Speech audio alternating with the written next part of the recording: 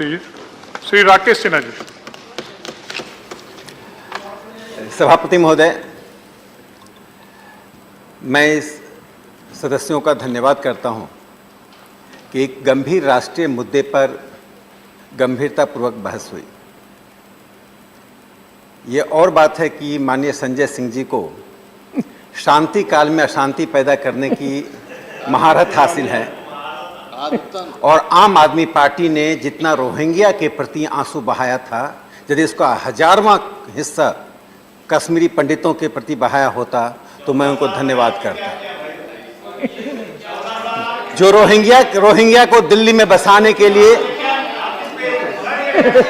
Please you continue, please Sanjay Singh ji,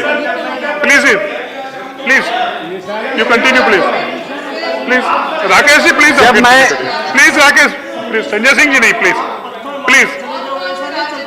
नहीं Sanjay Singh ji, please Sanjay Singh जी।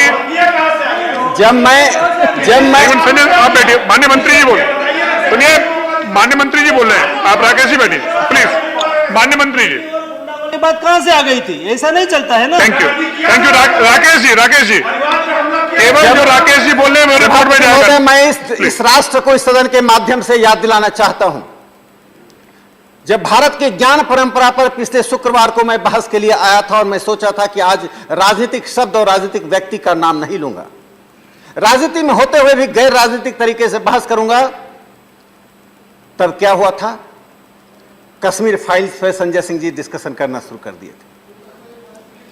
हमें भी राजनीति करनी आती है, यदि आप राजनीति करेंगे तो आम आदमी पार्टी को मैं ऐसा डिकोडिंग करूंगा कि आप सदन छोड़कर चले जाएंगे। आम आदमी पार्टी ने देश में अराजक राजनीति की शुरुआत की है, आम आदमी पार्टी ने देश में अराजक राजनीति की शुरुआत की है और Arvind Kejriwal will be known in the history for master of anarchy. और आप जिस तरह से पंजाब की राजनीति को आगे बढ़ा रहे हैं। बैठिए प्लीज संजय सिंह जी प्लीज बैठिए, आप बैठिए प्लीज, आप बैठिए राकेश जी, अच्छा आप बैठिए प्लीज राकेश जी, विषय पर मैं विषय पर आने से पहले घटना का जिक्र करना चाहता हूं। एक सांसद होने के नाते घटना का जिक्र करना चाहता हूं। सभी को ध्यान रखना चाहिए।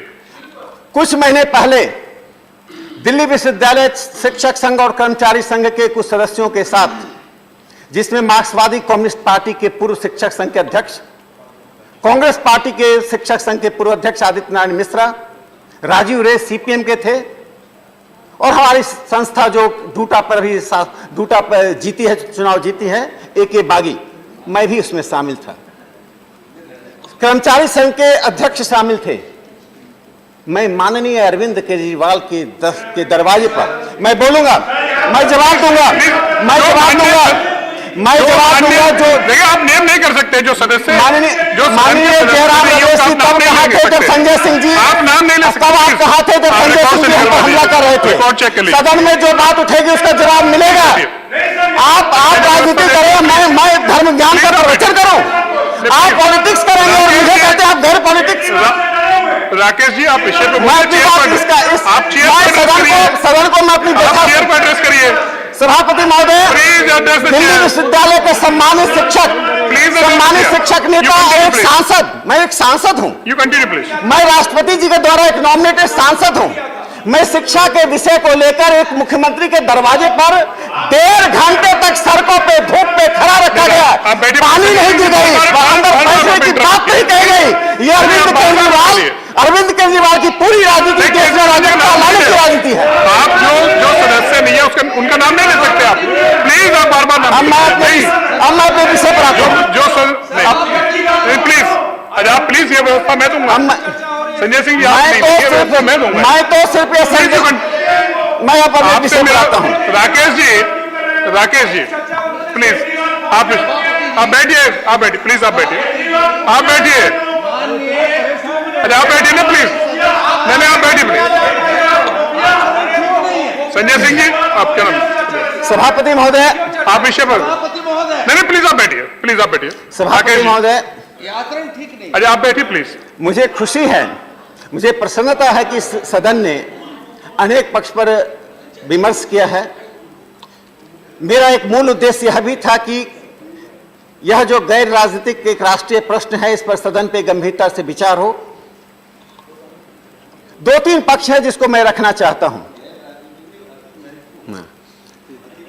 माननीय भूपेंद्र जी ने ठीक कहा कि अति महत्वपूर्ण विषय पर विचार हो, और माननीय मंत्री जी ने जिस प्रकार से तथ्यात्मक और प्रधानमंत्री नरेंद्र मोदी जी के नेतृत्व में 2014 के बाद से सामाजिक क्षेत्र में, लोक कल्याण के क्षेत्र में व्यापक और आधारभूत तरीके से परिवर्तन लाया है, जिसके कारण देश के जिन वृद्धों की चिंता माननीय जयराम रमेश जी कर रहे थे, मैं बता देता हूं कि भारत में 70 की आयु के वृद्ध जो आर्थिक रूप से सक्रिय हैं, दुनिया में सबसे बड़ी संख्या भारत में 82% लोग हैं जिनकी आयु 70 साल की है और आर्थिक रूप से सक्रिय है। एज एक्सपेक्टेंसी के बढ़ने के कारण, बीमारियों पर नियंत्रण होने के कारण, इन्फेंट मोर्टेलिटी को रोकने के कारण जो समाज में एक सकारात्मक स्थिति बनी है, और भारतीय समाज में वृद्धों की चिंता करने के लिए परंपरागत परिवार का पद्धति सक्षम है।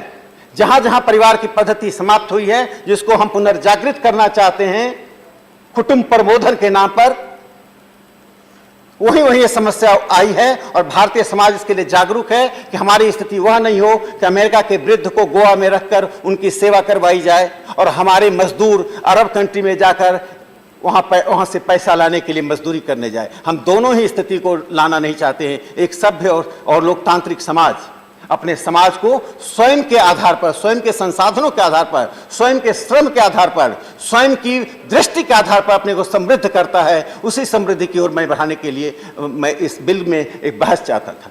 3 बिंदुओं पर मैं देश का ध्यान आकृष्ट करना चाहता हूं सदन के द्वारा। पहली बात, डेमोग्राफिक डिस्कोर्स में काफी परिवर्तन आया है।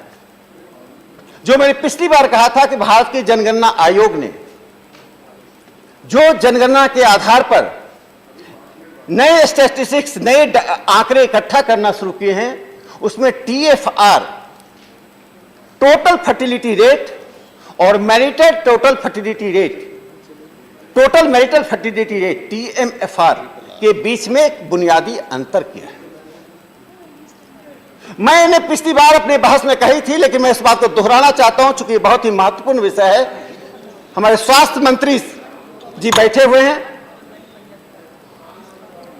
TMFR इसलिए इंपॉर्टेंट है भारत के लिए कि दुनिया के सभी देशों में जो टोटल फर्टिलिटी रेट की जो व्यवस्था की गई थी, उसका कारण था एक महिला अपने प्रजनन आयु में कितने बच्चे को जन्म देती है। ये TFR की परिभाषा है। सभापति महोदय, आपको आश्चर्य होगा, जिन लोगों ने अध्ययन किया है उन्हें आश्चर्य नहीं होगा, लेकिन हम सबको, बहुतों को इस बात का आश्चर्य होगा। कोलंबिया में 84% बच्चे परिवार व्यवस्था से बाहर जन्म लेते हैं, यानी विवाह से पूर्व मां जन्म देती है। अमेरिका में यह संख्या 40% है। OECD के 11 देशों में, चिली में, डेनमार्क में, एस्टोनिया में, फ्रांस में, नॉर्वे, नीदरलैंड में, स्लोवेनिया में, स्वीडन में यह संख्या 41% है। इंग्लैंड का मैं एक आंकड़ा देना चाहता हूं। विवाहित मां से 2020 में 3,29,000 और अविवाहित मां से 2,77,000 बच्चे पैदा हुए थे। यहां तक कि पुर्तगाल में 50% बच्चे अनमैरिड मदर से पैदा होते हैं। इसलिए TFR का जो कंसेप्ट है, वह कंसेप्ट, वह अवधारणा उनकी अपनी परंपरा के अनुसार है। मैं उस परंपरा का कोई नकारात्मक पक्ष नहीं देखता। उनकी जो भी परंपरा, उसके आधार पर TFR बनाया। हमारे यहां जो बच्चों का जन्म होता है, साधारणतया विवाह के बाद होता है। इसलिए जनगणना आयोग ने टोटल मैरिटल फर्टिलिटी रेट, एक विवाहित महिला अपने प्रजनन आयु में कितने बच्चे को जन्म देती है, वह महत्वपूर्ण है। इसलिए जनसंख्या 2.1 पर आने के बाद भी जो जनसंख्या का मैग्नीट्यूड बढ़ रहा है,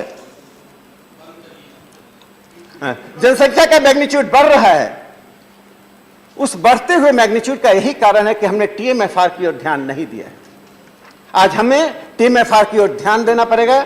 टीएफआर के कंसेप्ट से टीएमएफआर का कंसेप्ट कैसे है, कैसे जनसंख्या पर आता है। दूसरा जो महत्वपूर्ण पक्ष है, मैं सिर्फ एक जवाब देना चाहता हूं। केरल के साथियों ने कहा, मैंने अपने बिल में कहीं भी हिंदू मुस्लिम शब्द का प्रयोग नहीं किया, किसी धर्म का नाम नहीं लिया, ना ही मैंने अपने भाषण में उस धर्म का नाम लिया था। लेकिन एक समाज में विमर्श करते समय हमें किसी बात को तथ्यात्मक रूप से बोलने से डरना भी नहीं चाहिए। यदि मैंने हिंदू शब्द बोल दिया, मुस्लिम बोल दिया, क्रिश्चियन बोल दिया, पारसी बोल दिया, तो कोई असंवैधानिक नहीं हो जाता। हम जब वो डाटा इकट्ठा करते हैं, मनोज झा जी बार बार जातिगत जनगणना के लिए शोर मचाते रहते हैं, तो धार्मिक जनगणना जब धार्मिक जनगणना होती है, धार्मिक जनगणना जब होती है, तो धार्मिक जनगणना होने पर मैं एक आंकड़ा देना चाहता हूं। केरल के मित्र हमारे नहीं है, चले गए बहस करके। 1901 से लेकर 2011 तक 11 डिकेड्स में हिंदुओं की जनसंख्या 13.8% घटी है, वहां पर एक मुस्लिम की जनसंख्या 9.8% बढ़ी है। ये तथ्यात्मक बातें हैं। बढ़ना अच्छा है या खराब है, मैं इस पर नहीं जाता हूं, लेकिन उस तथ्य से आप मुंह नहीं मोड़ सकते हैं। 2001 से 11 के बीच में वेस्ट बंगाल में 13 डिकेडल ग्रोथ रेट जो जनसंख्या का है वो 13.5% है, और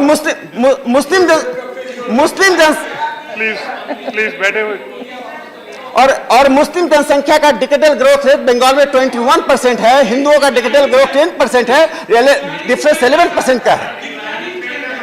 मैं ट्रेंड की बात, आप ट्रेंड में, मनोज जी प्लीज, केरल में प्लीज, नहीं प्लीज, आप उस तथ्य को सुनिए, प्लीज तथ्य को सुनिए। केरल में जो डिकेडल ग्रोथ रेट है, मुस्लिम का 29% है, हिंदुओं का 10%, द गैप इज 19%। तो मैं सिर्फ तथ्य की बात कर रहा हूं, आपके लिए स्वागत योग्य है या नहीं है, मैं इस पर नहीं जाता हूं, ना मैं स्वागत करता हूं ना विरोध करता हूं, तथ्य को आपके सामने रखता हूं। आंख बंद करने से तथ्य बदलता नहीं है। इसलिए मैं इतना कहना चाहता हूं कि जो 133 डिस्ट्रिक्ट है, जिसमें उत्तर प्रदेश और उत्तराखंड में 52 जिले हैं, बिहार में 24, झारखंड में 9, मध्य प्रदेश में 3, हरियाणा में 1, नॉर्थ ईस्ट में 28 डिस्ट्रिक्ट हैं, जम्मू कश्मीर में 6 डिस्ट्रिक्ट हैं, जहां टोटल टीएफआर, जो अगर पुराने कंसेप्ट टीएफआर को लें तो 3.5 है। 72 डिस्ट्रिक्ट में टीएफआर 4 से अधिक है। तो मुझे यही कहना है कि हमारा जो प्रयास चल रहा है, उस प्रयास में लोकतांत्रिक तरीके से हम इमरजेंसी को दोहराना नहीं चाहते, 76 को दोहराना नहीं चाहते हैं। जयराम रमेश जी 1966 में भारत सरकार में जनसंख्या को कहा था एक्सप्लोसिव स्टेट कहा था। 1940 में ही जवाहरलाल नेहरू ने नेशनल प्लानिंग कमेटी के द्वारा एक सब कमेटी का गठन किया था। तो मैं इतना ही कहना चाहता हूं कि जनसंख्या नियंत्रण पर गंभीरता से जो प्रयास चल रहा है, उसके लिए मैं आशान्वित हूं। मुझे पूरा विश्वास है, धर्म, जाति, क्षेत्र, भाषा से ऊपर उठकर हम अपनी जनसंख्या को नियंत्रित कर पाएंगे और इस देश को एक सुखमय राष्ट्र की ओर ले जाने का प्रयास करेंगे, जिसमें रोहिंग्या का स्थान नहीं होगा, इस देश के लोगों का स्थान होगा, इस देश के लोग अपनी समृद्धि के साथ रहेंगे। धन्यवाद।